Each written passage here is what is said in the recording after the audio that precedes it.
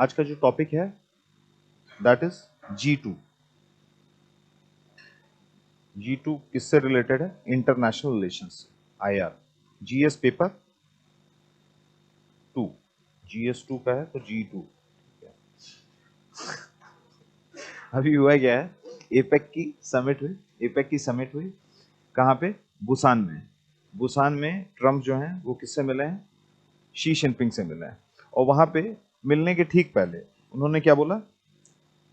The G2 will be convening shortly, will be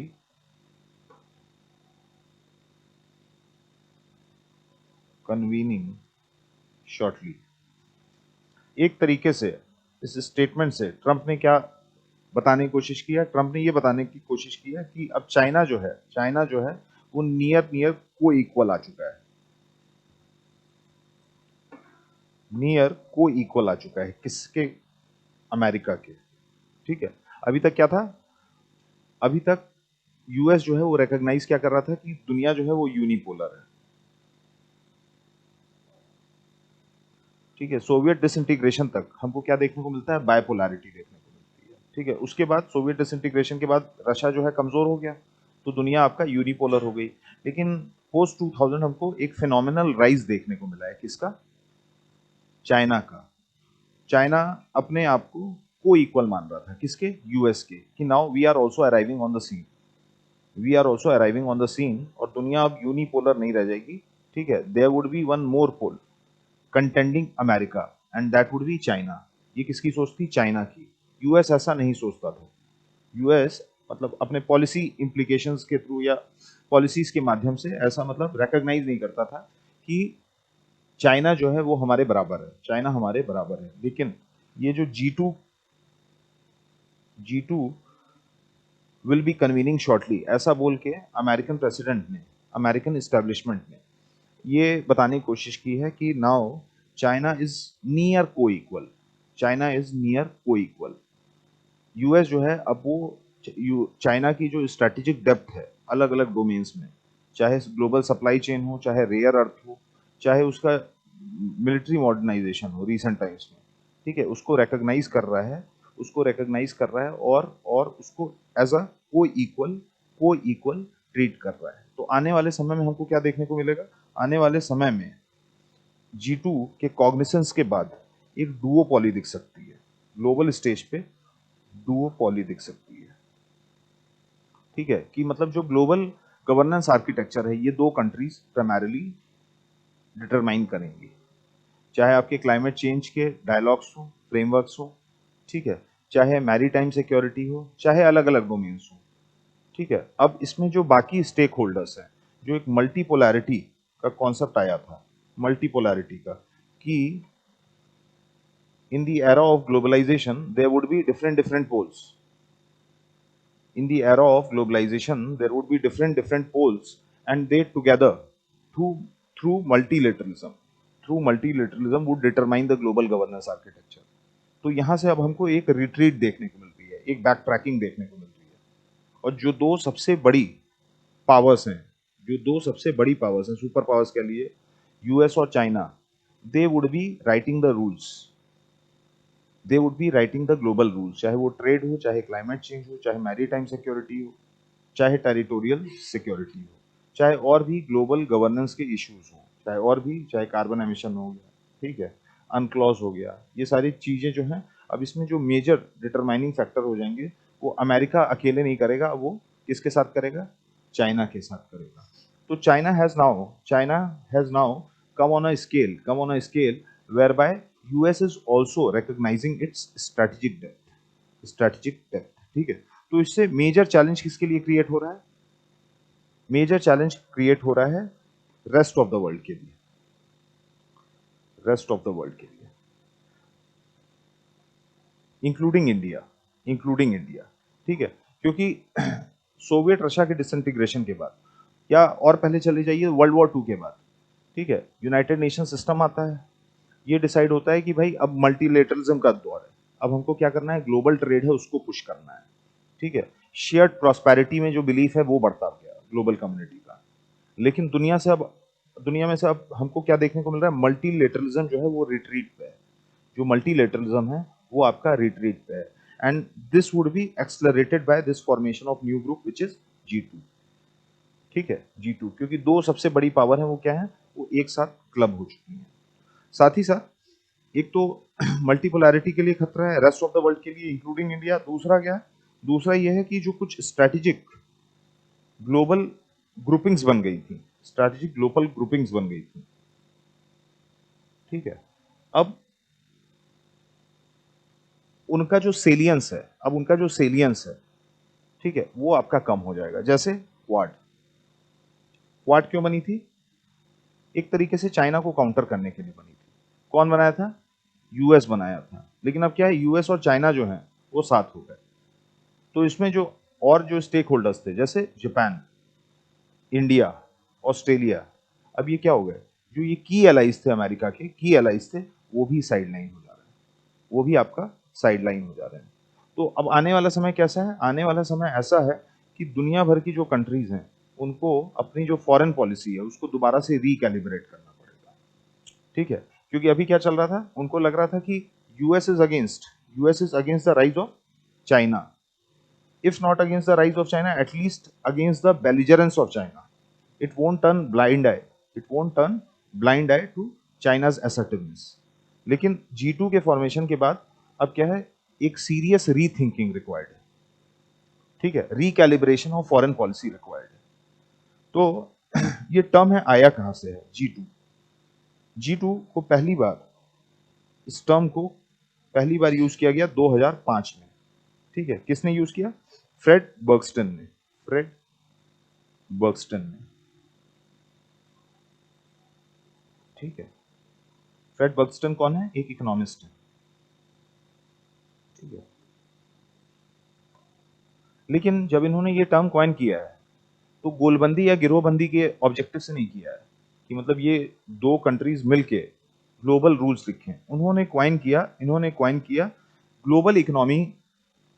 global economic system को सुधारने के लिए, ग्लोबल इकोनॉमिक सिस्टम को सुधारने के लिए। और दूसरा किस लिए, एनर्जी फ्लो को, ग्लोबल एनर्जी फ्लो को रोबस्ट रखने के लिए, कि इसका जो सप्लाई मैकेनिज्म है वो क्या रहे, रोबस्ट है। Energy is very important. Energy जो है वो क्या है, ग्लोबल एनर्जी, क्रूड है, एलएनजी है, दिस इज वेरी इंपॉर्टेंट। ठीक है, तो इनकी जो सप्लाई रहे वो कंसिस्टेंट रहे, क्योंकि सप्लाई में अगर डिस्ट्रप्शन होगा तो हमको क्या देखने को मिलेगा, जो ग्लोबल प्राइजेस हैं वो फ्लक्चुएट करेंगे। ग्लोबल प्राइजेस फ्लक्चुएट करेंगे तो डेवलपिंग कंट्री, डेवलप को तो होगी ही होगी, जो डेवलपिंग कंट्रीज हैं उनको खासी दिक्कत हो जाएगी, उनको ठीक ठाक दिक्कत हो जाएगी, उनकी इकोनॉमिक पॉलिसीज हैं वो उतनी प्रभावी नहीं रह पाएंगी, उतनी इफेक्टिव। जैसे आपके यहाँ अभी 90-95 रुपए में पेट्रोल मिल जा रहा है, अचानक से ये एक साल में 135 हो जाए, 150 हो जाए, तो it would hurt India's interest और नॉट, इंडिया के इकोनॉमिक इंटरेस्ट हर्ट होंगे।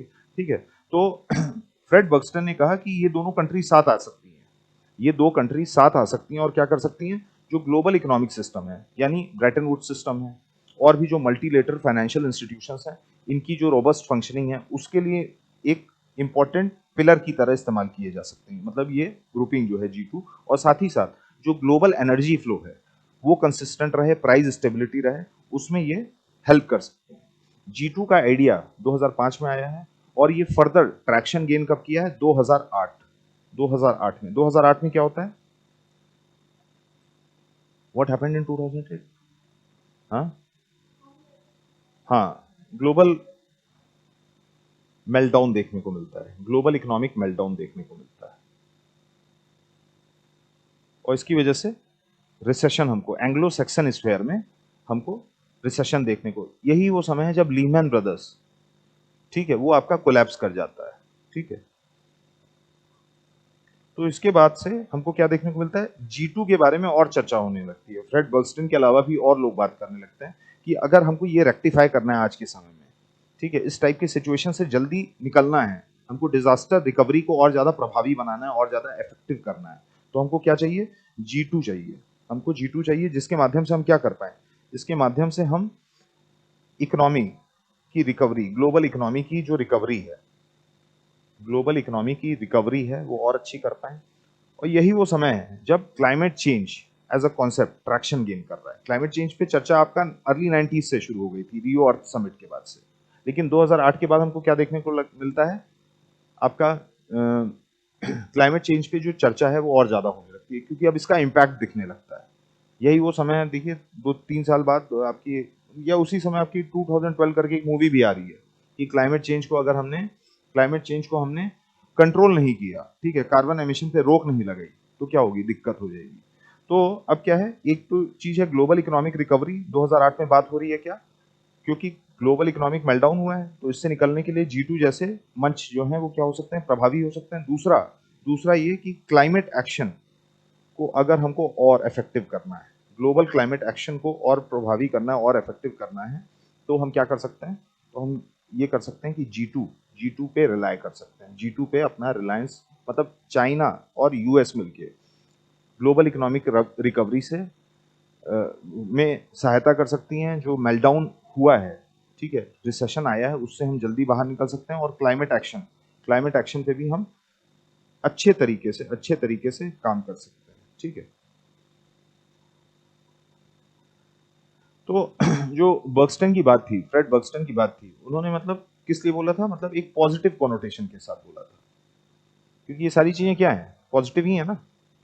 क्लाइमेट एक्शन पे काम करना, मेल्टडाउन आया है तो उससे जल्दी से जल्दी रिकवर करना, ठीक है। उनका ये ऑब्जेक्टिव, ये मंशा नहीं थी कि G20 को ये बॉडी रिप्लेस कर दे, या और जो मल्टीलेटरल इंस्टीट्यूशंस हैं उसको निष्प्रभावी कर दे, और जो आपके मल्टीलेटरल इंस्टीट्यूशंस हैं उनको हाईजैक कर ले, ऐसी कोई मंशा नहीं थी। उनका क्या था, उनका ये था कि G2 के आने से हम क्या कर सकते हैं, G2 के आने से हम ऑलरेडी जो मल्टीलेटरलिज्म है, जो इंस्टीट्यूशंस हैं, उनको सप्लीमेंट कर सकते हैं, उनको सप्लीमेंट मतलब इनके एफर्ट्स को और ज्यादा एम्पलीफाई कर सकते हैं और बढ़ावा दे सकते हैं। तो मतलब बर्गस्टन जब बात शुरू हुई है G2 की, तो वो किस नोट पे हुई है, वो पॉजिटिव नोट पे शुरू हुई है, ठीक है।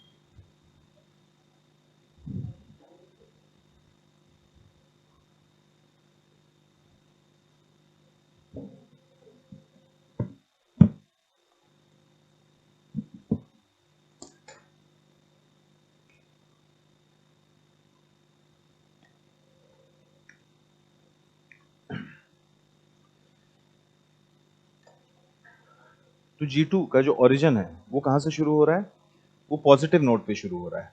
लेकिन अभी जो G2 पे बात हो रही है वो किस पे हो रही है, वो नेगेटिव कॉनोटेशन पे हो रही है, ठीक है। कि मतलब अभी जो ये अलायंस बन रहा है, ये ट्रांजैक्शनल टाइप का बन रहा है। This is more transactional now, ठीक है। क्योंकि चाइना जो है वो अपनी पोजीशन को लेवरेज कर रहा है, अपनी कुछ स्ट्रेंथ है वो लेवरेज कर रहा है। 1990 ऑनवर्ड्स या 2000 ऑनवर्ड्स हमको क्या देखने को मिला, पहले डेंग जॉपिंग क्या बात करते थे, hide your strength bide your time, hide your strength and wide your time, ठीक है। कि मतलब अपनी जो स्ट्रेंथ है वो छुपाओ, और और दुनिया के सामने तब खुल के आओ जब तुम्हारे पास ठीक ठाक मिलिट्री पावर हो जाए, इकोनॉमिक पावर हो जाए, ठीक है। तो ये था डेंग जॉपिंग के टाइम, यही आपका वेन जिबाओ के टाइम, हु जंटाओ के टाइम, तीनों के समय यही हुआ। लेकिन शी जिनपिंग के आने के बाद से हमको क्या देखने को मिला है, शी जिनपिंग के आने के बाद हमको ये देखने को मिला है कि चाइना जो है वो अब आपका ग्लोबल ऑर्डर में खुल के आ रहा है, मुखर होके आ रहा है, और वो अपनी पोजीशन को, अपने डोमिनेंट पोजीशन को खुल के यूज कर रहा है। आप ये भी कह सकते हैं उसको मिसयूज कर रहा है। जैसे अभी उसने क्या किया है, जो एक्सपोर्ट्स हैं रेयर अर्थ के, क्रिटिकल मिनरल्स के, उसको वेपनाइज कर लिया है। टेरिटोरियल जो असर्टिवनेस है वो बढ़ा दिया है, मैरीटाइम डिस्प्यूट हैं साउथ चाइना सी में या ताइवान स्ट्रेट पे, वो भी आपके बढ़ गए हैं। तो ये सब कब होना शुरू हुआ? या 5 फिंगर पॉलिसी है चाइना की, ठीक है, उस पर वो मुखर होकर कब सामने आना शुरू किया ग्लोबल स्टेज पे? जब उसके पास ठीक ठाक पावर हो गई है, ठीक है। तो जो hide your strength bide your time, Deng Xiaoping की जो सेइंग थी, उससे उससे जो चाइना है वो निकला है शी जिनपिंग के टाइम पे, शी जिनपिंग के टाइम पे। और अभी हमको क्या देखने को मिला है, सन 2013 के बाद, 13 के बाद चाइना ने अपनी जो असर्टिवनेस है वो बढ़ा दी है। अपने जो एक्सपोर्ट्स हैं, जो मतलब वो ग्लोबल मैन्युफैक्चरिंग एक्सेस है, इसको ठीक तरीके से लेवरेज करना शुरू कर दिया उसने। रेयर अर्थ, इस बार क्या हुआ है, रेयर अर्थ का जो एक्सपोर्ट्स है उसको रेस्ट्रिक्ट कर दिया अप्रैल में, ठीक है। अप्रैल में रेयर अर्थ के एक्सपोर्ट्स को उसने रेस्ट्रिक्ट कर दिया। तो उसकी वजह से हुआ क्या? उसकी वजह से ये हुआ कि अमेरिकन इकोनॉमी पे भी इसका ठीक ठाक प्रभाव पड़ रहा था। तो एक तरीके से ये आर्म ट्विस्टिंग थी अमेरिका की। And now America has recognised finally कि चाइना जो है वो हमारे को इक्वल है, क्योंकि चाइना अपनी पोजीशन, एक तो उसका मिलिट्री बहुत तेजी से मॉडर्नाइज हुई है, प्लस ग्लोबल मैन्युफैक्चरिंग एक्सेस भी है, ग्लोबल मैन्युफैक्चरिंग एक्सेस भी है। वो ठीक ठाक अमेरिकन कंपनी के जो प्रोड्यूस हैं कहाँ मैन्युफैक्चर होते हैं, वो चाइना में होते हैं। चाइना को ये बात अच्छे से पता है, इसीलिए टैरिफ लगाने के बाद उसको हटानी पड़ गई। लेकिन इंडिया के पास ऐसा कोई लेवरेज का मैकेनिज्म नहीं है, ठीक है। इंडिया इंडिया की रिस्पेक्ट इसलिए नहीं है क्योंकि वो सुपर पावर है। इंडिया की रिस्पेक्ट प्राइमरीली क्यों है? इंडिया की रिस्पेक्ट इसलिए क्योंकि हमारे पास सबसे बड़ा मिडिल क्लास है, हम एक बहुत बड़ा कंज्यूमर बेस है, ठीक है। तो अगर हम भी अपना कुछ ऐसा लेवरेज डेवलप कर लेंगे over the period of time, ठीक है, तो we can emerge as an important pole. फिलहाल के लिए चाइना ने पिछले 20-25 साल में हमको क्या देखने को मिला? हमको ये देखने को मिला उसका जो इकोनॉमिक राइज है फिनोमिनल रहा है, ठीक है। उसने बीआरआई जैसे इनिशिएटिव चला दिए, बेल्ट रोड इनिशिएटिव, वो ग्लोबल सप्लाई चेन में सबसे इंपॉर्टेंट कंपोनेंट बन के उभरा। उसकी जो असर्टिवनेस है वो भी बढ़ गई है, ठीक है। और अब क्या है, जो कुछ क्रिटिकल टेक्नोलॉजी है उसमें वो वर्ल्ड नंबर 1 या वर्ल्ड नंबर 2 पे है, वर्ल्ड नंबर 1 या वर्ल्ड नंबर 2 पे है, ठीक है। तो ये सब देखते हुए अब क्या करना पड़ा है, यूएस को अपनी पोजीशन शिफ्ट करनी पड़ी है। US has to shift its position, ठीक है।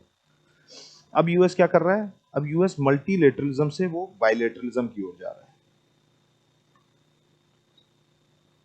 जो बात एक कॉमन टेबल पे अलग अलग कंट्रीज को बैठा के की जाती थी ग्लोबल गवर्नेंस आर्किटेक्चर को लेके, अब वो किस माध्यम से करने की कोशिश कर रहा है? द्विपक्षीय वार्ता के थ्रू करने की कोशिश कर रहा है, which is not good for the global community, which is not good for global community, ठीक है। कि अब क्या है, चाइना और यूएस जो है वो अकेले डिटरमाइन करेंगे कि ग्लोबल गवर्नेंस आर्किटेक्चर अलग अलग रेल में, अलग अलग डोमेन में कैसा रहेगा। दूसरी चीज क्या है, it is recognising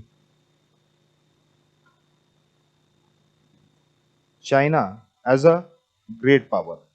China as a great power.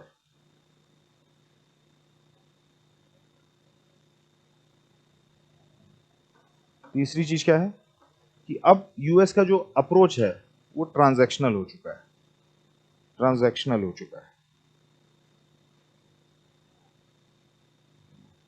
ठीक है। उसको पता है कि चाइना के साथ मैत्रीपूर्ण संबंध रख के, अच्छे रिलेशंस रख के हम क्या कर सकते हैं, ट्रेड में फायदा उठा सकते हैं। हम ट्रेड में कैसे फायदा उठा सकते हैं? क्योंकि ठीक ठाक एक्सपोर्ट्स हैं चाइना से, ठीक है, इंटरमीडिएट गुड्स के भी। और चाइना भी क्या कर रहा है, उसने कह दिया हम आपका तेल खरीदेंगे, आपका जो सोयाबीन ऑयल है वो बहुत भारी मात्रा में खरीदेंगे, ठीक है।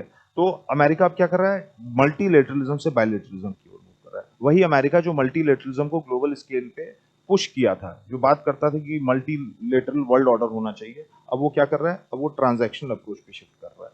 तो उसको पता है कि ट्रेड में भी हमको किसके साथ फायदा है, चाइना के साथ फायदा है। टेक्नोलॉजी में भी हमको किसके साथ फायदा है, अब जैसे एआई है, आर्टिफिशियल इंटेलिजेंस, अमेरिकन भी अब बात करने लगे कि सून एआई डोमेन में चाइना जो है वो हमको रिप्लेस कर देगा कुछ समय में, ठीक है, कुछ समय में, क्योंकि उसके पास सप्लाईज हैं, रेयर अर्थ की सप्लाईज हैं, चिप्स अब वहाँ पे बहुत अच्छे से मैन्युफैक्चर होने शुरू कर दिए हैं। जैसे चैट जीपीटी, अब यहाँ पर हमको क्या देखने को मिलता है, डीप सीक देखने को मिल रहा है, और भी नए एआई मॉडल्स आ रहे हैं धीरे धीरे। तो टेक फ्रंट पे और भी क्या है, ईवी स्पेस में भी चाइना बहुत आगे बढ़ गया है, ठीक है, और भी कुछ क्रिटिकल ऑटोमेशन है उसमें चाइना बहुत अच्छा काम कर रहा है। तो ट्रेड हो गया, टेक्नोलॉजी हो गया, सिक्योरिटी डोमेन हो गया, उसमें भी चाइना बहुत अच्छा कर रहा है। 5th जनरेशन उसके पास है, 6th जनरेशन पे वो काम कर रहा है। ठीक है, तो अब जो यूएस और चाइना का जो रिलेशन है वो बायलैटरलिज्म पे बेस्ड है, मल्टीलैटरलिज्म पे नहीं। यूएस ने रिकॉग्नाइज कर लिया है, it has taken cognizance of the fact that China is now a great power, और उसको नियर को इक्वल ट्रीट कर रहा है। तीसरा, अब जो नेचर है दोनों के रिलेशन में, जो बायलैटरल रिलेशन है वो क्या हो चुका है, ट्रांजैक्शनल हो चुका है, ट्रांजैक्शनल हो चुका है। ठीक है, अब इंडिया के साथ क्या है, what's the scene with India. ठीक है, कैलकुलस चेंज हुआ है, मैट्रिक्स आपका चेंज हुआ है, तो इंडिया पे इसका क्या प्रभाव पड़ेगा।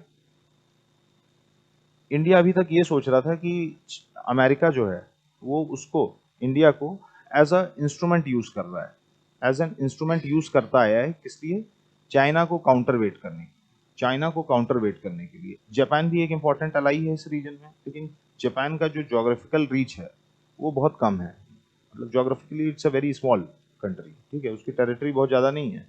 ठीक है, लेकिन इंडिया के पास क्या है, इंडिया के पास ठीक ठाक जोग्राफी है।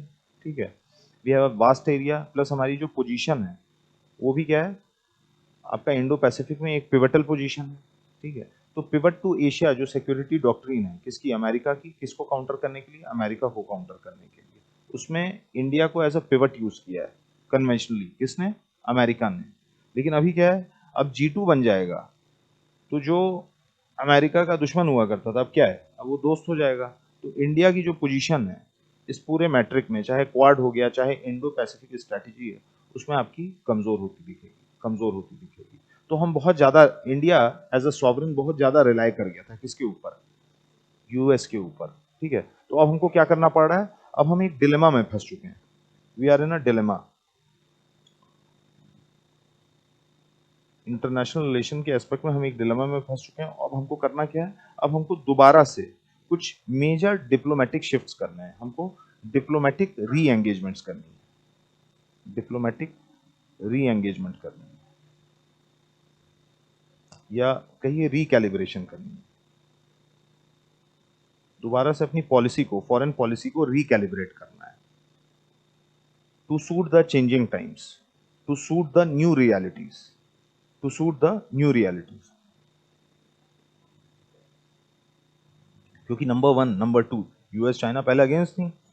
ठीक है, नंबर वन जो है वो किसको बैक कर रहा था, इंडिया को बैक कर रहा था। लेकिन अब क्या है, नंबर वन नंबर टू में एक वॉनहॉमी डेवलप हो गई है, अच्छे रिलेशंस आ गए हैं, और इंडिया चाइना के अच्छे रिलेशंस नहीं थे कभी से भी। तो इंडिया भी एक कुशन की तरह, यूएस को एक कुशन की तरह देख रहा था, लेकिन अब ये कुशन है, ये जा चुका है, ये कुशन जा चुका है। तो हमको क्या करना पड़ेगा, हमको अपने फॉरेन पॉलिसी को दोबारा से इस कैलकुलस को रिकैलिब्रेट करना पड़ेगा, रिकैलिब्रेट करना पड़ेगा। क्योंकि अगर हमने ये नहीं किया तो what we are getting to see, or what we would see in coming time is strategic marginalization,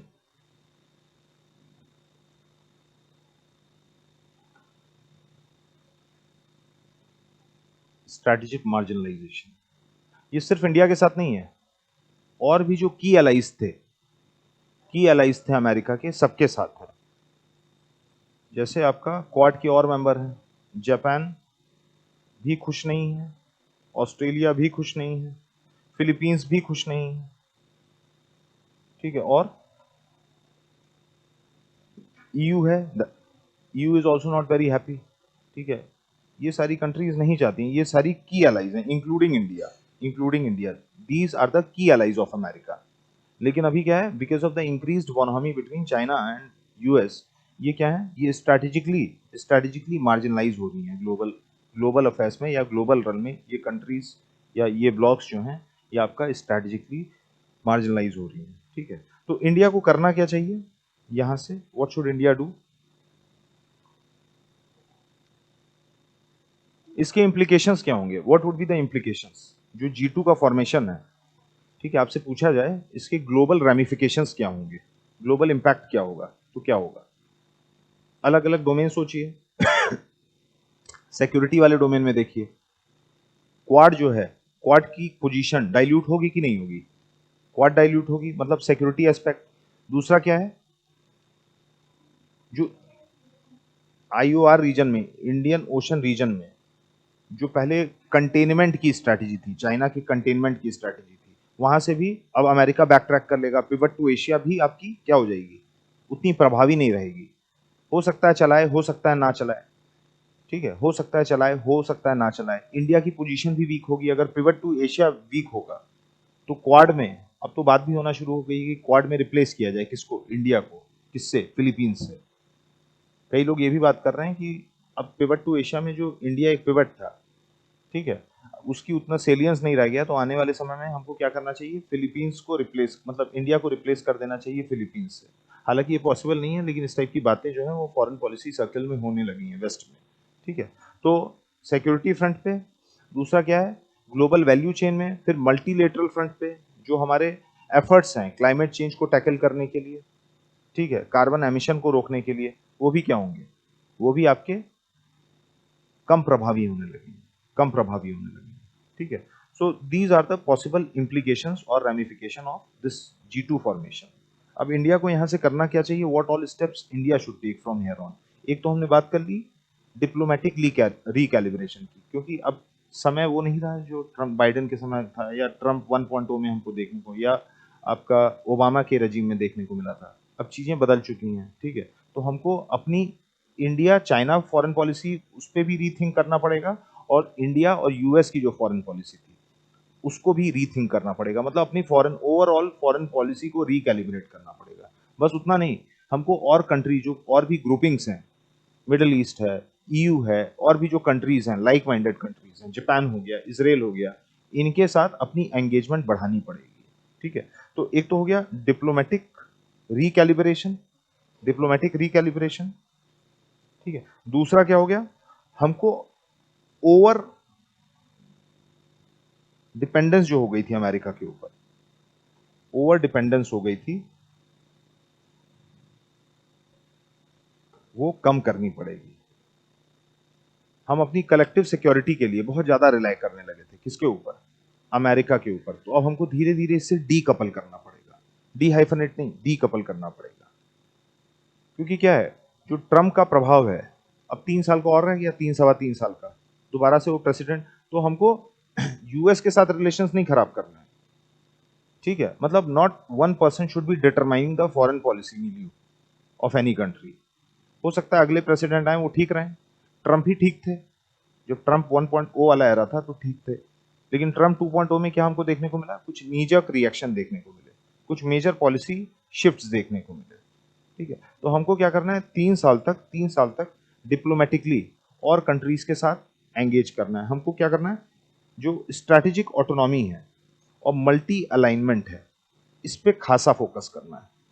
strategic autonomy और दूसरा क्या, मल्टी अलाइनमेंट, इस पे हमको फोकस करना है। साथ ही साथ हमको ये कोशिश करनी है कि मल्टीलेटरलिज्म बैकसीट ना ले। मल्टीलेटरलिज्म मतलब, अब चाइना अमेरिका किस में पड़ गए हैं, बाइलेटरलिज्म में पड़ गए। पहले जो बातें WTO में की जाती थी, जो बातें UNFCCC में की जाती थी, जहां पे एशिया की भी कंट्रीज थी, अफ्रीका भी की कंट्रीज थी, उनका भी ग्लोबल गवर्नेंस में से होता था। अब अमेरिका क्या करने की कोशिश कर रहा है, बायलेटरली वो चीजें, मतलब वो अलग अलग कंट्रीज के साथ बायलेटरली एंगेज कर रहा है। ट्रम्प ने क्या किया, ट्रम्प ने सारी कंट्रीज पे टैरिफ लगा दी, उसके बाद कहा कि इंडिविजुअली मैं देखूंगा सबसे बात करके। तो ही वॉज मूविंग टूवर्ड्स, मतलब America was moving towards what, bilateralism from multilateralism. तो इंडिया के इंटरेस्ट में क्या है, क्योंकि हम एक मिडल पावर है, we are a middle power. European Union क्या है, इस समय एक मिडल पावर है। मिडल ईस्ट की कंट्रीज क्या है, मिडल पावर है, ठीक है। डेवलप्ड हो सकती हैं, डेवलप्ड हो सकती हैं, लेकिन they are not super power, including Japan. तो यूएस और आपका अमेरिका को हटा दिए, तो बाकी जो कंट्रीज हैं, इसराइल हो गया, इंडिया हो गई, ब्राजील हो गया, यूरोपियन यूनियन की तमाम कंट्रीज हो गई, ये क्या चाहती हैं कि मल्टीलेटरलिज्म रहे।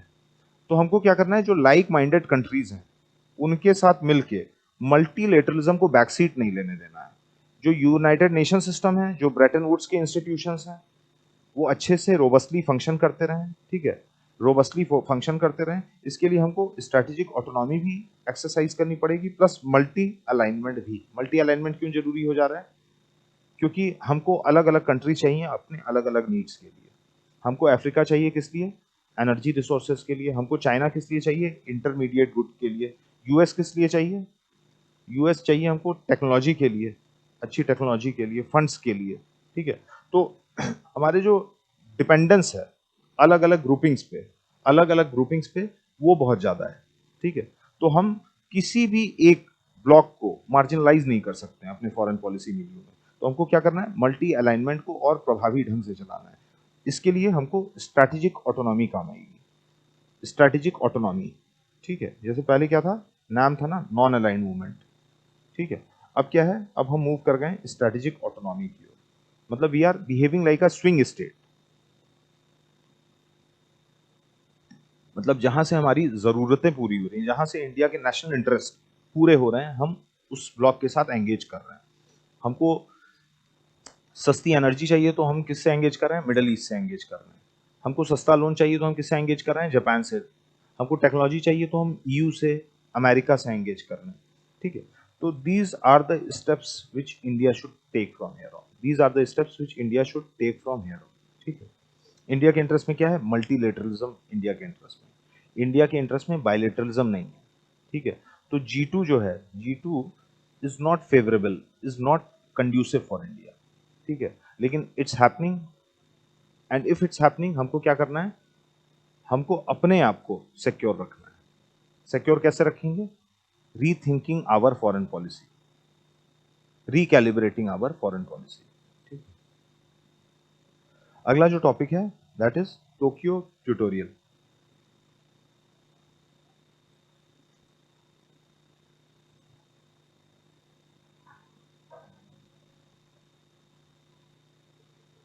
आज के इंडियन एक्सप्रेस में भी। ठीक है, this is again GS paper 2 international relations.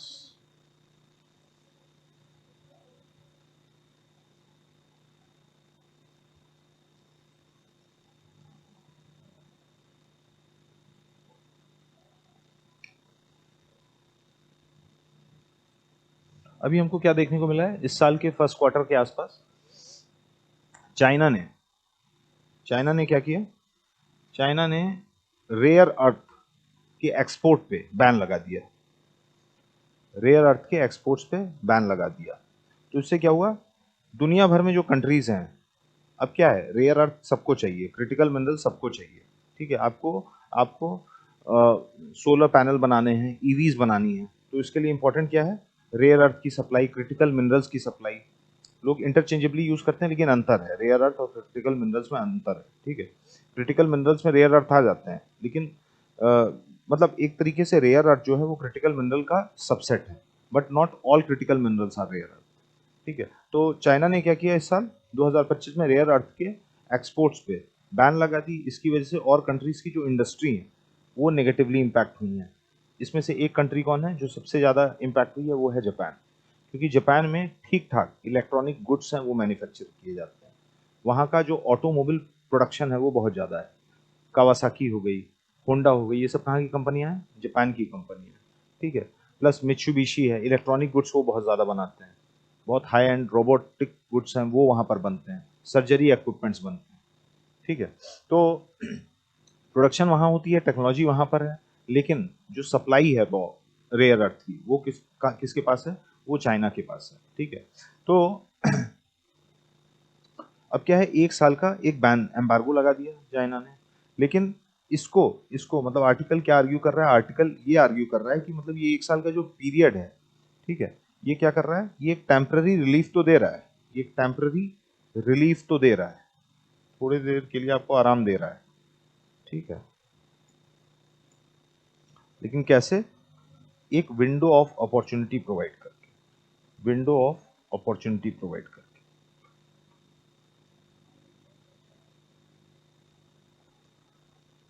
ठीक है, कहने का मतलब है कि इस बार हमको क्या देखने को मिला? इस साल चाइना ने रेयर अर्थ के एक्सपोर्ट पे बैन लगाया, उसके बाद ये बैन जो है वो हटा लिया है। ये बैन कुछ समय के लिए हटा लिया, तो it gave us a temporary relief, it gave us a temporary relief. तो this period, this temporary relief अब दोबारा से लगाएगा, आने वाले समय में दोबारा से लगाएगा, लेकिन हमको इस पीरियड को कैसे देखना चाहिए? Window of opportunity, window of opportunity की तरह देखना चाहिए। ठीक है, कि हम अपनी जो डोमेस्टिक पॉलिसीज हैं, ठीक है, जो हमारे इंटरनेशनल एंगेजमेंट है, उसको इतना दुरुस्त कर लें कि हमारे पास रेयर अर्थ क्रिटिकल मिनरल्स की जो सप्लाई है वो आपकी रोबस्ट हो जाए, वो आपकी रोबस्ट हो जाए। तो इसके लिए एक इवेंट है, एक एनेक्डोट दिया हुआ है कि 2010 में क्या हुआ था। 2010 के आसपास एक चाइनीज बोट है, वो जापानीज कोस्ट गार्ड की शिप में या वेसल में टकरा गई थी। तो जापानीज ने क्या किया, वो चाइनीज बोट का जो कैप्टन था उसको अरेस्ट कर लिया। इसके बाद क्या हुआ, चाइना ने रिटेलिएशन में क्या किया, जो रेयर अर्थ जो एक्सपोर्ट करता था किसको, जापान को, जो कि बहुत क्रिटिकल था जापानीज इलेक्ट्रॉनिक्स और ऑटोमोबाइल इंडस्ट्री के लिए। ठीक है, वो नेगेटिवली इंपैक्ट होने लगी, वो नेगेटिवली, क्योंकि एक्सपोर्ट्स आपने क्या कर दिया, चाइनीज ने अपना जो एक्सपोर्ट है वो बैन कर दिया, किसका, रेयर अर्थ का। तो इसकी वजह से हमको ये देखने को मिला कि एक पैनिक क्रिएट हो गया जापानीज इकोनॉमी में, ऑटोमोबाइल इंडस्ट्री में, इलेक्ट्रॉनिक्स के इंडस्ट्री में एक पैनिक क्रिएट हो गया। लेकिन वहाँ के गवर्नमेंट ने इस पीरियड को, मतलब इस इंसिडेंट को एक अपॉर्चुनिटी की तरह, विंडो ऑफ अपॉर्चुनिटी की तरह यूज किया। ये बात है 2010 की। इस समय रेयर अर्थ का 90% सप्लाई जो था जापान में, कहाँ से आता था, चाइना से आता था। तो जापान ने क्या सोचा, जापान ने ये सोचा कि अब हमको क्या करना है, अब इस चीज से निकलना है। हालांकि ये एम्बार्गो हटा लिया गया। एक साल बाद 2010 में इंसिडेंट होता है, बैन लगता है, चाइना फिर ये बैन हटा लेता है, क्योंकि भाई उसको भी पैसे चाहिए। और 2010 में जो मालिया हालत थी इतनी अच्छी नहीं थी जितनी अभी है, तो उसने वो बैन हटा लिया। लेकिन जापान को क्या देखने को मिला, जापान को ये देखने को मिला कि एक साल में कम से कम 10 बार प्राइजेस हैं वो हाइक हुए थे एक साल में। तो इससे क्या हुआ, जो एक्सपोर्ट कॉम्पिटिटिवनेस थी या जो मैन्युफैक्चरिंग कैपेबिलिटी थी वो कहीं ना कहीं डेंट पड़ी। जापान की जो मैन्युफैक्चरिंग कैपेबिलिटी थी उसमें डेंट पड़ा, उसके जो प्रॉफिट मार्जिन हैं इंटरनेशनल मार्केट पे उसमें भी हमको एक डेंट आता दिखाई दिया। तो यहाँ से जापानीज स्टेट ने क्या सोचा कि अब हमको अपना जो रिलायंस है, अब जो हमारा रिलायंस है चाइनीज एक्सपोर्ट्स पे, वो कम करना पड़ेगा। और जापान को ये भी पता था कि हमारे पास रेयर अर्थ उतना नहीं है जितना चाइना के पास है। मतलब जो हमारी डोमेस्टिक डिमांड है वो हम अपने डोमेस्टिक प्रोडक्शन से पूरा नहीं कर सकते। तो हमको क्या करना पड़ेगा, हमको बाहर से ही लेना पड़ेगा। मेजरली जो रेयर अर्थ है हमको कहाँ से लेना पड़ेगा, बाहर से लेना पड़ेगा। तो उसने मतलब एक set of strategy, multi prong approach लगाया कि हम क्या क्या कर सकते हैं कि जो ये 90% के जो हमारी एक्सपोर्ट पे डिपेंडेंसी है चाइनीज एक्सपोर्ट पे, वो कम करें। ठीक है, तो बजट में एक सेगमेंट पास किया गया, ठीक है, ठीक ठाक पैसे एलोकेट किए गए कि कैसे हम अपनी कैपेबिलिटीज बढ़ा सकते हैं। उसके तहत कई चीजें की गई। एक तो किया गया स्टॉक पाइलिंग। स्टॉक पाइलिंग मतलब आने वाले 6 महीने, एक साल के लिए आप क्या करिए, स्टॉक पाइल करके रखिए कि कभी मान ली किसी क्वार्टर में कहीं वॉर हो जा रही है, ठीक है, या मैरी टाइम रूट्स हैं वो डिस्टर्ब हो जा रहे हैं, तो प्राइजेस हाइक कर जा रही हैं, तो हमारे पास क्या रहे, एक स्ट्रैटेजिक रिजर्व रहे, किसका, रेयर अर्थ का। तो हम क्या करें, पहले से स्टॉक पाइल करके रख लें, पहले से स्टॉक पाइल करके रख लें। दूसरा जो फोकस रहा है जापानीज पॉलिसी का, दैट इज रीसाइक्लिंग। कि रेयर अर्थ हैं, ठीक है, अब देखिए मोबाइल में भी है रेयर अर्थ, एसीज में, टीवीज में, फ्रिज में, ठीक है। अब ये क्या है, इनकी शेल्फ लाइफ होती है 7 साल, 5 साल, 8 साल। तो ये क्या होते हैं, ये डंप में चले जाते हैं। After they have completed their life cycle ये डंप में चले जाते हैं, तो स्क्रैप बना के बेच दिए जाते हैं। इन्होंने क्या किया, ये जितने भी डंप आते थे, जो स्क्रैप्स आते थे, उससे रिसाइकिल करना शुरू किया और रिसाइकिल करके दोबारा से इकोनॉमी में री इंट्रोड्यूस करना शुरू किया। तो इससे भी जो एक्सपोर्ट्स हैं उनका वॉल्यूम है वो कम होने लगा। तो स्टॉक पाइलिंग एक चीज की, दूसरी चीज की रीसाइक्लिंग, तीसरा किया कि अब क्या करना है हमको, अपने सप्लाई चेन, आपूर्ति श्रृंखला है उसमें विविधता लानी है। मतलब we have to diversify our supply chain. तीसरा एस्पेक्ट था डाइवर्सिफाइंग सप्लाई चेन। 2010 में हमको क्या देखने को मिल रहा था, 2010 में हमको ये देखने को मिल रहा था कि 90% से थोड़ा ऊपर जो रेयर अर्थ हैं वो चाइना से आ रहे थे। कट टू 2023-2024 फिस्कल जो है, वहां पर हमको क्या देखने को मिला है, ये नंबर जो है वो 60% से भी कम हो चुका है। तो 15 साल में जापान ने क्या किया, अपने जो सप्लाई चेन है वो डाइवर्सिफाई कर दिया। अभी भी मेजर मेजर जो इंपोर्ट्स हैं जापान के, वो कहाँ से आ रहे हैं, चाइना ही से आ रहे हैं, लेकिन ठीक ठाक मात्रा में वो कम हो गए हैं। मतलब 60% से वो अब 50-60% के बीच में आ चुका है। अब जापान ने क्या करना शुरू किया, ऑस्ट्रेलिया, वियतनाम, यहां से भी रेयर अर्थ प्रोक्योर करना शुरू कर दिया है कि not to have one single vendor, not to have one single vendor. ठीक है, कि जैसे पीपल हु वेयर स्पेक्स, चश्मा जो लगाते हैं वो क्या करते हैं, दो चश्मे रखते हैं ना, कि इन केस एक चश्मा टूट जाए या खो जाए तो क्या रहे, उनके पास एक दूसरा चश्मा भी रहे। ठीक है, तो this is about diversifying supply chain, this is about diversifying supply chain, कि not to have one vendor, आप दो तीन वेंडर्स रखिए, कि एक अगर नाटक कर रहा है या कुछ सप्लाई चेन डिस्ट्रप्शन दिख रहा है, वॉर हो गई, ठीक है, या मान लीजिए कुछ डोमेस्टिक डिस्ट्रप्शंस देखने को मिल रहे हैं उस टेरिटरी में, तो प्राइजेस हाइक होंगे या सप्लाई जो है वो आपकी पूरी तरीके से पूरी नहीं हो पाएंगी। तो हम क्या करें, एक नहीं, दो तीन चार वेंडर्स रखें, मल्टीपल वेंडर्स रहेंगे तो आपका जो प्रोक्योरमेंट की कैपेसिटी है, जो कैपेबिलिटी है, वो बहुत बहुत ज़्यादा रहेगी। ठीक है, साथ ही साथ उसने ओवरसीज इन्वेस्टमेंट भी करना शुरू किया। ओवरसीज इन्वेस्टमेंट का मतलब, एक तो है कि आपने कहीं से खरीद लिया रेयर अर्थ, चाइना से खरीद रहे थे, अब क्या किया, ऑस्ट्रेलिया से खरीदने लगे, वियतनाम से खरीदने लगे।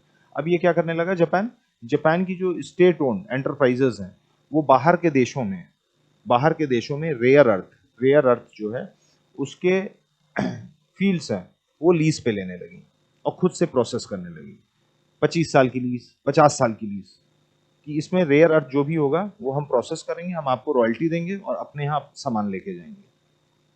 जैसे कई कंट्रीज है ना, चिले है, बोलीविया है, यहाँ पे भी ठीक ठाक रेयर अर्थ है, लेकिन इनके पास डोमेस्टिक कैपेबिलिटीज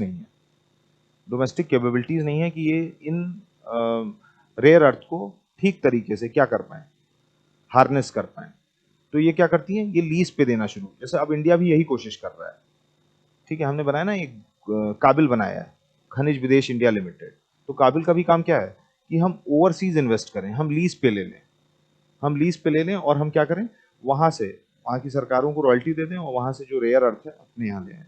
तो चौथा जो काम किया जापान ने, दैट इज ओवरसीज इन्वेस्टमेंट, कि खरीदेंगे भी बाहर से और खुद प्रोसेस भी करेंगे। अभी की बात करें तो 90% जो ग्लोबल प्रोसेसिंग है, 90% ग्लोबल प्रोसेसिंग है रेयर अर्थ की, उस पर कब्जा किसका है, चाइना का है।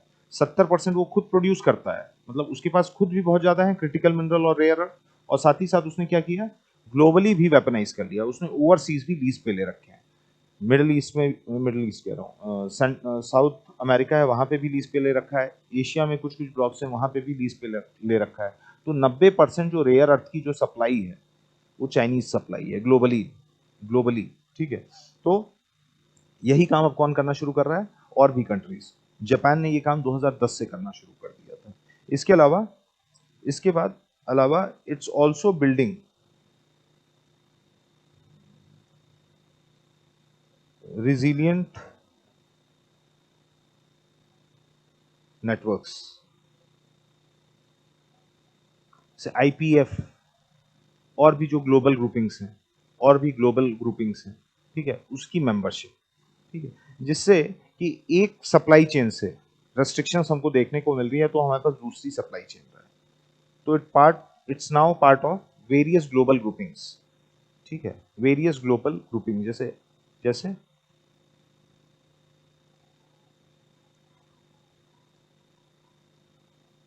आईपीएफ का नाम सुना आपने, इंडो पैसिफिक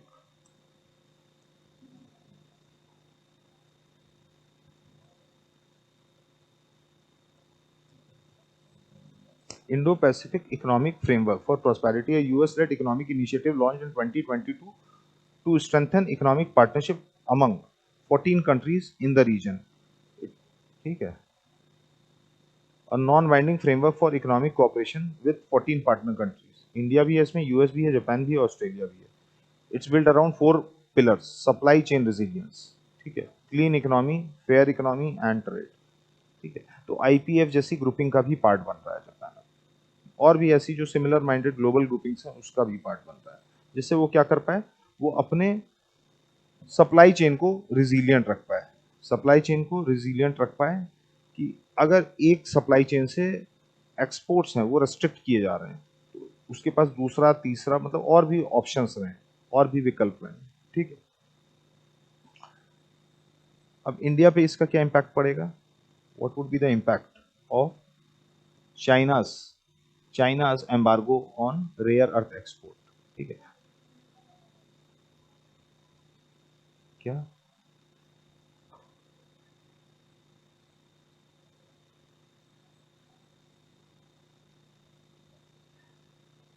नहीं, डाइवर्सिफाइंग सप्लाई चेन एक अलग चीज हो गई कि आप नए वेंडर्स पकड़ रहे हैं, पर्पस वही है, लेकिन रिजिलियंट नेटवर्क्स मतलब आप आईपीएफ के भी मेंबर हो रहे हैं। ठीक है, मतलब आप एक इंस्टीट्यूशनल फ्रेमवर्क का पार्ट हो जा रहे हैं इस वाले कॉन्सेप्ट में, इंस्टीट्यूशनल फ्रेमवर्क का पार्ट हो जा रहा है। आप कुछ रीजनल ग्रुपिंग्स के साथ, कुछ रीजन, एक हो गया जैसे हम सिक्योरिटी डायलॉग कर रहे हैं जापान के साथ इंडिविजुअली, एक ये भी हो गया, ये बायलेटरल मैकेनिज्म हो गया, लेकिन हम क्वाड के थ्रू क्या कर रहे हैं, ग्रुपिंग को एक इंस्टीट्यूशनल फ्रेमवर्क दे दे रहा है। ठीक है, तो ये अंतर हो गया। अब now what's the impact on India? ठीक है, अब देखिए इंडिया पे बहुत ज्यादा इम्पैक्ट नहीं है अभी फिलहाल। ठीक है, 65% जो हमारी सप्लाई है कहाँ से आती है? चाइना ही से आती है, क्योंकि 90, नहीं हमारे पास है, ठीक ठाक है, लेकिन हमारे पास प्रोसेसिंग टेक्नोलॉजी नहीं है। ठीक है, we don't have processing technology, और बहुत ज़्यादा भी नहीं है, लेकिन रिजर्व्स हैं हमारे पास। लेकिन हमारे पास एक तो कैपेबिलिटी नहीं है उतनी कि हम लगा पाएँ कि हमारे पास कहाँ कहाँ पे हैं रिजर्व्स। जैसे जियोलॉजिकल सर्वे ऑफ इंडिया है, एक तो उसके पास उतनी कैपेसिटी नहीं है, और कहीं कहीं निकले भी हैं तो अब रेयर अर्थ कहा ही जाता है, रेयर अर्थ उसको, मतलब रेयर अर्थ जो है अर्थ में बहुत रेयर होते हैं, इसीलिए रेयर अर्थ मिलता है। लेकिन गोल्ड है जैसे, इससे ज़्यादा रेयर नहीं है, गोल्ड ज़्यादा रेयर है, गोल्ड ज़्यादा रेयर है, लेकिन गोल्ड कहीं अगर मिल रहा है तो it's very easy to extract.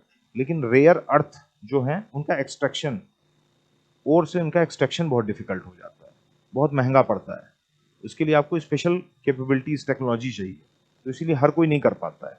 Gold जो है, गोल्ड कोई भी एक्सट्रैक्ट, मतलब खदान निकल गई तो निकल गई, ठीक है, उसको अफ्रीकन कंट्रीज भी हार्नेस कर सकती हैं। लेकिन रेयर अर्थ अफ्रीका को पता है हमारे पास है, लेकिन उसको एक्सट्रैक्ट करना है, क्योंकि और में वो एकदम मिले रहते हैं, मतलब पता चला बहुत बड़ा ब्लॉक है उसमें थोड़ा सा रेयर अर्थ निकलना है। ठीक है, तो टेक्नोलॉजी टू हार्नेस और एक्सट्रैक्ट ये बहुत डिफिकल्ट है।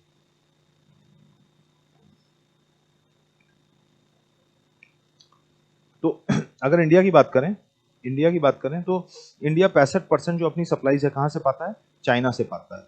लेकिन एब्सोल्यूट टर्म्स में अभी की बात करें, हमारी रेयर अर्थ की जो डिमांड है बहुत ज़्यादा नहीं, क्रिटिकल मिनरल्स की है, लेकिन रेयर अर्थ की डिमांड अभी भी बहुत ज़्यादा नहीं है, क्योंकि हम ऐसा कोई नीश टेक्नोलॉजी प्रोडक्शन नहीं करते हैं।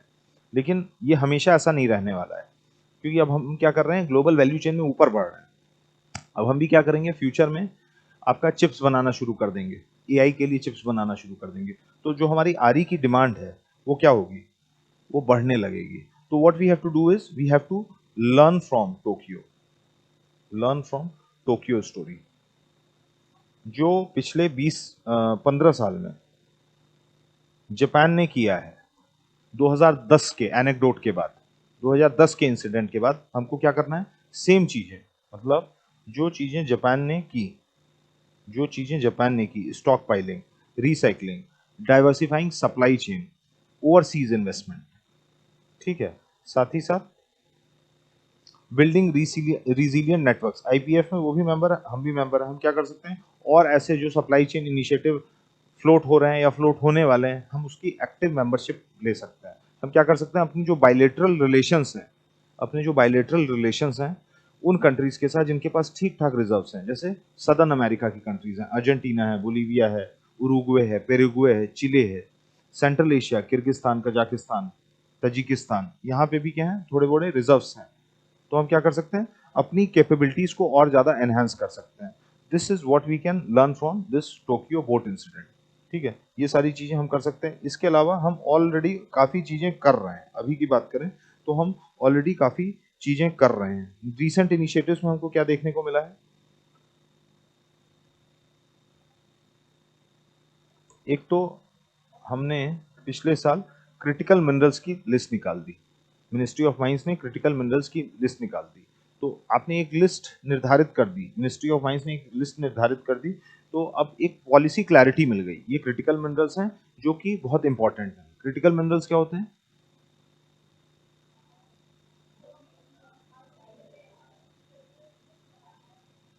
30 है, 30 है। हाँ, एक हो गया मिनरल्स, जैसे कोल है, पेट्रोलियम है, ये भी मिनरल्स हैं, लेकिन ये क्या है, इनकी अबंडेंट सप्लाई है। रशिया नहीं दे रहा है तो आप अमेरिका से शेल ले लीजिए, ठीक है, वो नहीं दे रहा है तो हमारे पास भी कुछ डोमेस्टिक सप्लाई है। क्रिटिकल मिनरल्स दो पैरामीटर्स पूरा होते हैं तो होते हैं क्रिटिकल मिनरल्स। कोई मिनरल मतलब दो पैरामीटर्स अगर मीट कर ले रहा है तो वो क्रिटिकल मिनरल होगा। पहली चीज क्या है कि एक तो वो मिनरल जो है वो नेशनल डेवलपमेंट और नेशनल सिक्योरिटी के लिए पिवटल होना चाहिए, बहुत इंपॉर्टेंट होना चाहिए। किसके लिए? नेशनल डेवलपमेंट और नेशनल सिक्योरिटी के लिए। एक पैरामीटर ये टिक होगा तो इसके लिए तो कोयला भी है, कोयला भी बहुत इंपॉर्टेंट है, बिजली कैसे बन रही है हमारी, ठीक है। दूसरा पैरामीटर भी पूरा करना जरूरी है। दूसरा पैरामीटर क्या है? दूसरा पैरामीटर यह है कि जो इसकी सप्लाई होनी चाहिए ये डिसरप्टिव होनी चाहिए, मतलब बहुत आसानी से ना मिले। तो ये होते हैं क्रिटिकल मिनरल्स। इसकी कोई ग्लोबल डेफिनेशन नहीं है, ग्लोबल डेफिनेशन नहीं है क्योंकि critical mineral very from state to state. हो सकता है यहाँ पे जो चीज किसी मिनरल की क्रिटिकलिटी हो वो अमेरिका में ना हो, वहाँ अबंडेंस में हो। तो हर कंट्री का अपना क्रिटिकल मिनरल का अलग लिस्ट होता है। This is critical mineral. तो हमने क्या किया, क्रिटिकल मिनरल की एक लिस्ट निकाली है पिछले साल, आइडेंटिफाई कर लिया। अब हमको क्या है, एटलीस्ट एक पॉलिसी क्लैरिटी हो गई है, पॉलिसी क्लैरिटी हो गई। उसके बाद हमने क्या चलाया है, एनसीसीएम चलाया है, national NCMM, NCMM national critical mineral mission, ठीक है। इस साल एनसीएमएम चलाया है। एनसीएमएम क्या करेगा? For effective exploration and harnessing of critical minerals, ठीक है, कि इंडिया की जो सप्लाई है क्रिटिकल मिनरल्स की वो बाधित ना हो, ठीक है। इस मिशन के तहत, इस मिशन के तहत क्या है, हम अपनी डोमेस्टिक कैपेबिलिटी है वो भी डेवलप करेंगे, डोमेस्टिक कैपेबिलिटी है वो भी डेवलप करेंगे, कि मतलब हमको इंडिया में भी प्रोडक्शन बढ़ाना है और साथ ही साथ हमको ओवरसीज, क्योंकि क्रिटिकल मिनरल तो हमको चाहिए, क्योंकि मेक इन इंडिया जैसे इनिशिएटिव है, आत्मनिर्भर भारत जैसे इनिशिएटिव है, ठीक है, विकसित भारत 2047, ठीक है। हम क्या करना चाह रहे हैं, ग्लोबल वैल्यू चेन में अपने आप को प्रभावी रूप से मतलब एकीकृत करना चाह रहे हैं, ठीक है, effective integration, global value chain, global supply chain. तो इन सारी चीजों के लिए क्रिटिकल मिनरल्स हैं वो बहुत आवश्यक है, ठीक है। क्रिटिकल मिनरल्स हमारे यहाँ है नहीं है ये अभी कुछ समय में पता चलेगा, लेकिन थोड़ा बहुत तो है। तो हम डोमेस्टिक फ्रंट पे भी काम करें, अपनी जो डोमेस्टिक कैपेबिलिटी है उसको भी बढ़ाएं, एक चीज। दूसरी चीज हम क्या करें, दूसरी चीज ओवरसीज भी जाके हम लीज पे लें, जो जापान ने किया, वियतनाम, ऑस्ट्रेलिया में, ठीक है। तो हमने काबिल बनाई इसीलिए, खनिज विदेश इंडिया लिमिटेड, ये एक पीएसयू है, इंडियन पीएसयू है, मिनिस्ट्री ऑफ माइंस के अंडर, ठीक है, खनिज विदेश इंडिया लिमिटेड। ये क्या करती है, ये इंडियन गवर्नमेंट के बिहाफ पे बाहर बाहर जो है वो माइंस लीज पे लेती है, देशों को रॉयल्टी सरकार देती है, और हम क्या करते हैं, वो क्रिटिकल मिनरल्स हैं वो अपने यहाँ लाना शुरू कर देते हैं। तो क्रिटिकल मिनरल की लिस्ट हो गई, नेशनल क्रिटिकल मिनरल मिशन हो गया, फिर हमने काबिल शुरू किया। और बताइए और क्या इनिशिएटिव्स ध्यान में आ रहे हैं?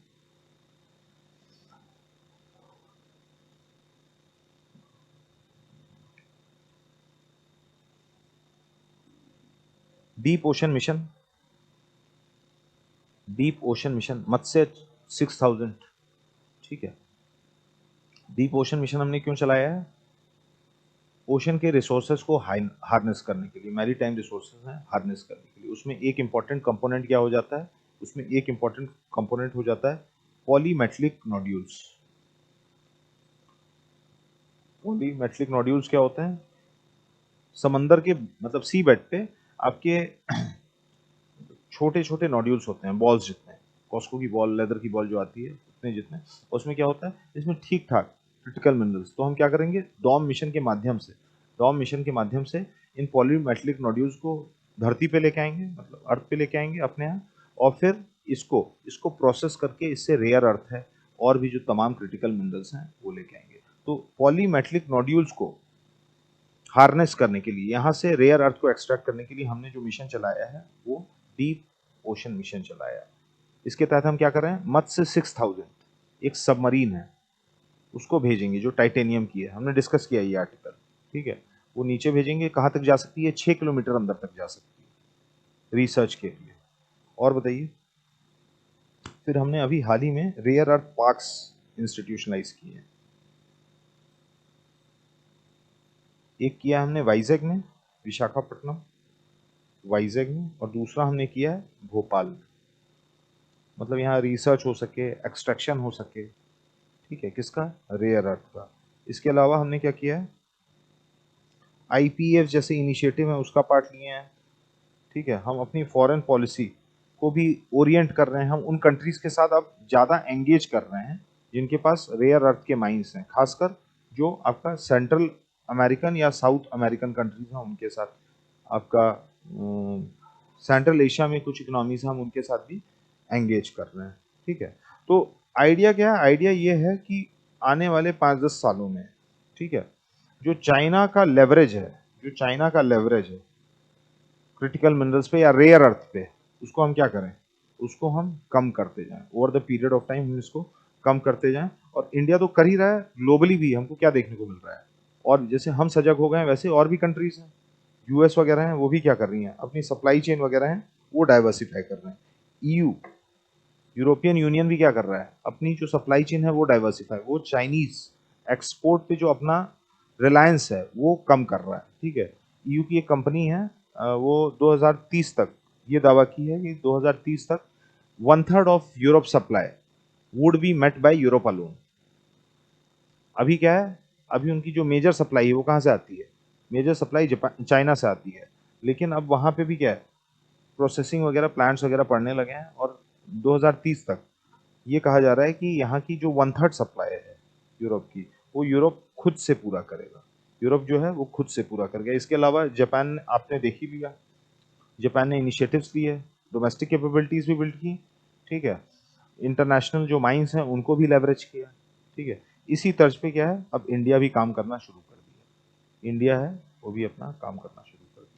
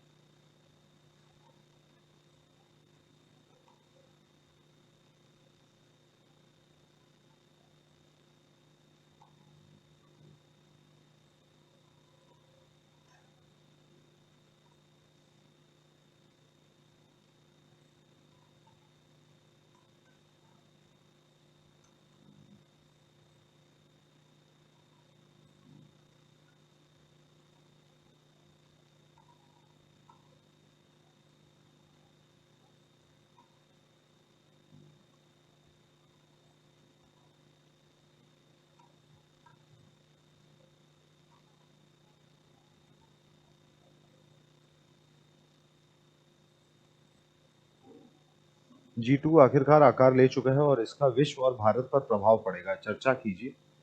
इस नवगठित समूह के प्रभाव को कम करने के लिए भारत को अब से क्या पहल करनी चाहिए।